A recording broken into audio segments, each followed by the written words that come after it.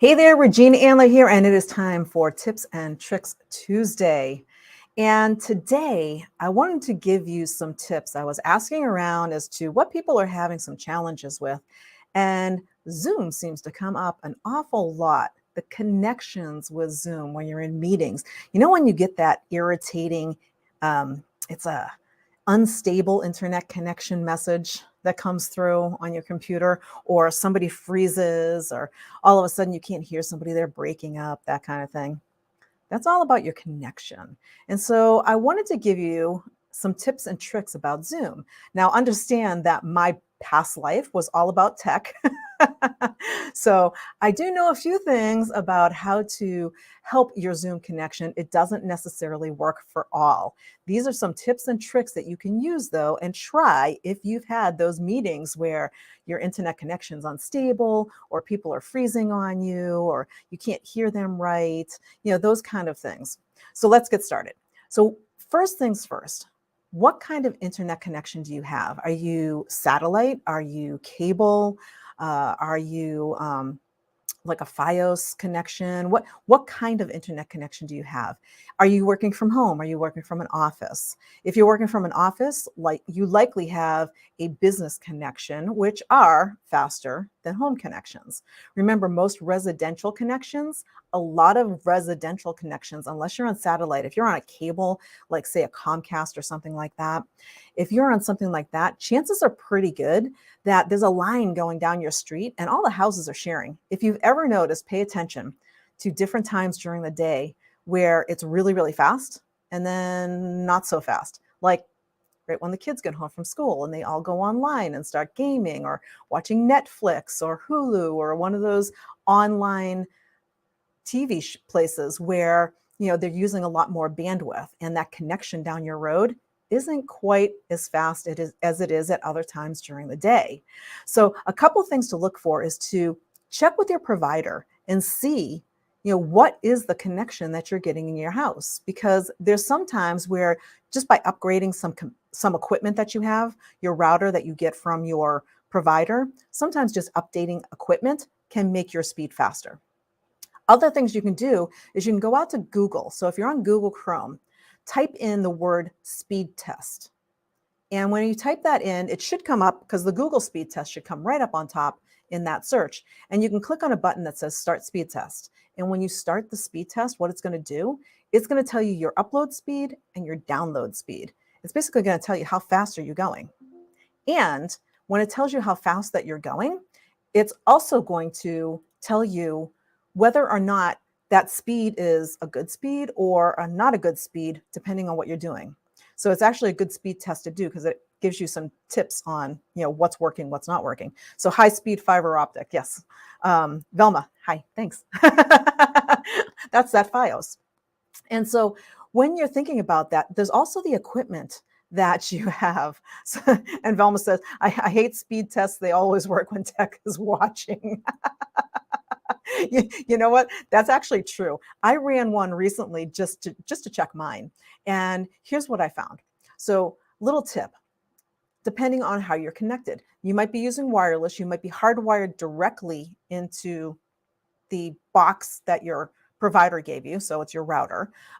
So you could be connected direct in.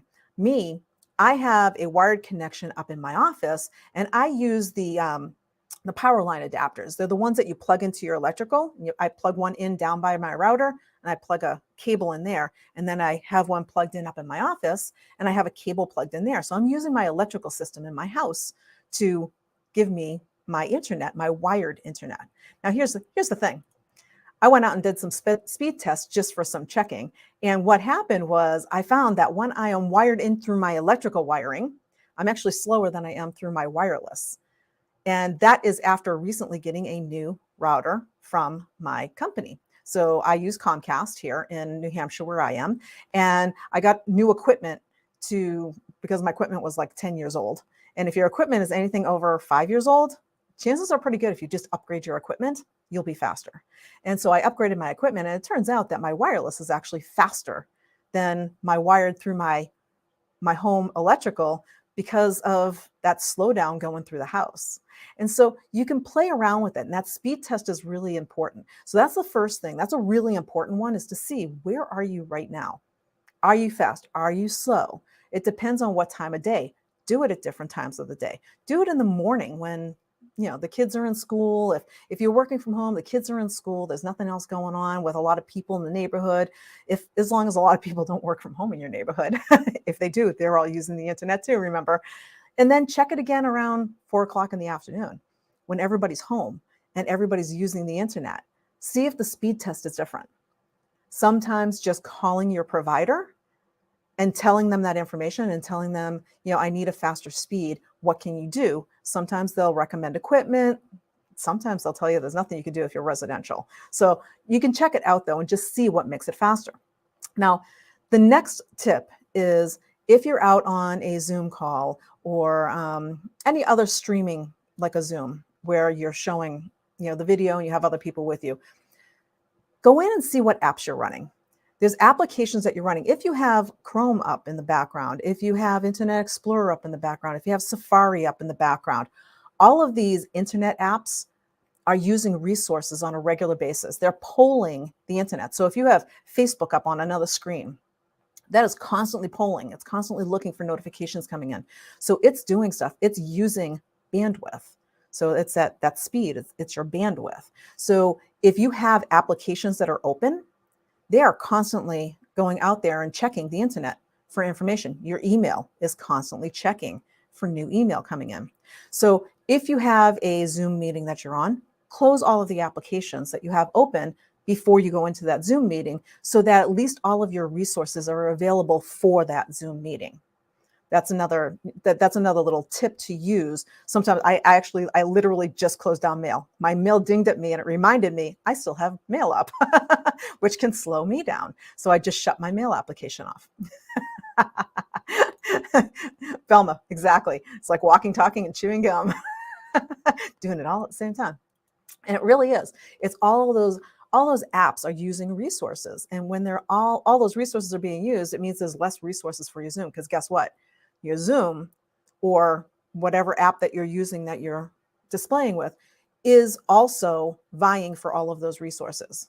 And because it's the app that you're using like right now. So if you're in a Zoom meeting, that is the one that you're in the middle of. That one wants the most resources. And if you can't get it, you're going to get those internet connection unstable. You're going to get those slowdowns. You're going to get those people freezing. So closing the apps can help. Not always, but it can. So one thing to try. The next thing is to disable your microphone when you're not using it. What does that do? Same thing. Your mic, when it's on and it's active, it's constantly polling. It's hearing noises. So, the birds outside my window, if my mic is on and I'm sitting in a Zoom meeting and all of a sudden the birds start squawking outside, you'll see in Zoom, you'll see the little box light up because you'll see my microphone is now active. Same thing, it's using resources. So just by muting yourself while you're in a meeting, that helps. The next one is the same thing. It goes with your video. If you're in a spot where you have really shoddy internet connection and it's just the way it is, just by disabling your video, the video is using a ton of resources when you're on a Zoom call or on one of those live calls. So just by disabling your video, turning your video off, that can help. Now, a little word about backgrounds. Same thing. Backgrounds are doing the same thing. If you have a background that you're using in Zoom, that can use more resources, depending on what the background is. So be careful of what you put out there. You can test this out. If you're going on a Zoom meeting anytime soon, play around with it. See what seems to work better for you and your connection. Again, if you have a satellite connections are probably the worst of them all, because satellite can be a little shoddy, especially if there's weather going on. And if there's weather, it bounces in and out, and that just makes for a completely unstable internet connection all around.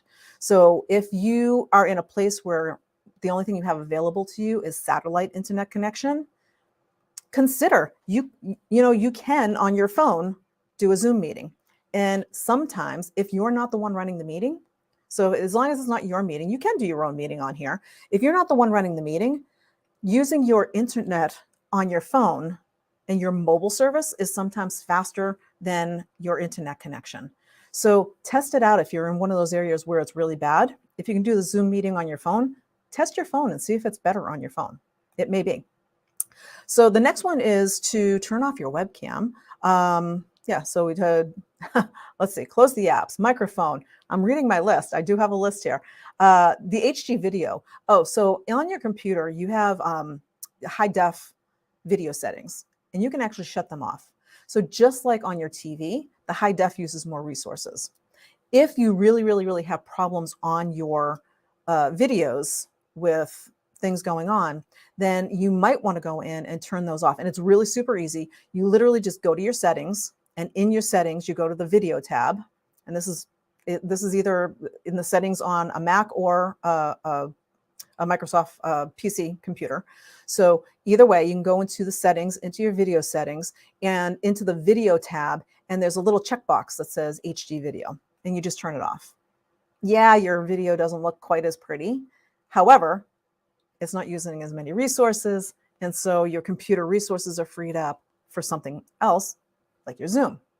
So, and then if all else fails, so Velma said, what about the video settings in Zoom? So the video settings in Zoom, the HD setting is actually a setting on your computer. You can go into the video settings on Zoom itself and play around with them, because there's all kinds of different settings in there. We could do a whole presentation just on Zoom video settings, because there's audio, there's video, there's all kinds of stuff inside of Zoom. There's a ton of stuff you can actually play with to make a better connection. So there is a lot of stuff out there to play with. This list is kind of like, here's where you start. And then if that doesn't work, if none of this stuff helps, you can get more granular and go into more settings. There are literally hundreds of settings on the computer and inside the apps that you can do that will help you, get a better connection. So when, if all else fails, use the cell phone, because your mobile service, yeah, Velma, exactly. That's exactly what it is. It's going down the rabbit hole from a tech standpoint. And just as a side note, this is why I got out of tech, because there's a lot of stuff. And the thing is, it's constantly changing. Every time a new computer comes out, it comes out with new hardware. That new hardware has new settings. You have to learn everything constantly. Learning tech is like, it's a 24/7 job. So there's so many different things that you can do to actually speed up your computer, speed up the Zoom. I mean, we haven't even talked about, have you looked at your computer? If you're having regular problems and it's not just Zoom, the problem might not be Zoom, it might be your computer. So that's a whole nother ball of wax. And so if all else fails, do your meeting on the cell phone. That's the 7 tips. I went through, get the best internet connection you can get. I'm just going to run down them and make sure I got them all. The best internet connection that you can get. Call your provider. If they have more upgraded hardware, get the upgraded hardware and see if that makes a difference. And then if that isn't something that works, then close all of your apps. Make sure all of your apps are closed before you do the Zoom meeting. And so that way, you go in and at least other things aren't using the resources. So you can rule that out, okay? And then next one, disable your microphone when not in use. Disable that HD video. Settings, video tab, uncheck the HD video. Turn off your virtual backgrounds. That's number 5, because they also use up resources. Then turn off the webcam. See if that works. And then if all else fails, try to use your phone. If your phone mobile connection works better than your computer connection, you actually just problem solved some stuff, because you ruled out that it's not your connection as a whole. If the phone works fine, it's something, it's either coming from your computer or it's coming from your internet provider, because both of them actually should work good. And so if they're not, you're ruling things out. It's tech problem solving 101. and so you can go out and you can rule things out. So this is all about ruling things out and seeing what works best. And so my bonus tip, I have a bonus tip, is to use a microphone, a connected microphone or some other kind of microphone. It doesn't only make your sound better, it can also shore up resources. Now, some of them use more resources than others. So if you use something like this, so if you have an external microphone, I used to use this microphone all the time. My computer, my connection, that was actually using up more resources than I wanted to use. So my little Blue Yeti that I had, great microphone, for my computer, for my internet connection, it was using up more resources than I wanted. So I swapped it out. And this is actually a wired. I'm tethered to my computer right now. It's a USB, 15 bucks, really cheap. And it not only makes my sound better, it uses way less resources than my other microphone. It actually uses less resources than my microphone inside my computer. So it's all about playing around with those resources. And if you don't know what your resources are, I'm not sure what it is on a Mac. I'd have to get back to you on that one. However, on a PC, if you hit the Control, Alt, and Delete buttons at the same time and bring up your task manager, you can see the resources and see what is using the resources. And do not go in and click on anything if you don't know what you're doing. Just use it to view it and then close out of it. If there's something in there that you see, wow, this is using a ton of resources. What is it? I don't even know what it is. It could be something that the system needs to run. You know, it could be part of your operating system. It could be a device that's plugged into your computer that you have to have on there or something like that. So be careful. Don't go and turn anything off. Just go in to use it to see what's using the resources. That's how I know, as a techie, that's how I know, and I go in enough. Yeah, exactly. You know enough to get in and sometimes out of trouble. And if you know enough to get into trouble, be careful, because remember, it's a computer and it can be touchy. And so if you hit the wrong button, sometimes you can create a bigger problem. So these are just some tips to help you get a little bit faster on your Zoom, a little bit better connection. If none of those work, then I'm actually curious. Let me know. If you're one of those people that is having those problems with the internet and your Zoom, with the internet connection unstable and all that kind of thing, I'd really be curious, because I can actually help give you some free, tips and tricks outside of these ones if none of this stuff works. And on Friday this week, I'm actually going to post a list of my top 10 Zoom tips and tricks into the resources on the Women Business Owners from Overwhelmed to Overjoyed group. I'm going to post my top 10 tips for optimizing your Zoom to get the best internet connection. So stay tuned for that. That's coming up this Friday. And that's all I have for today. Bye for now.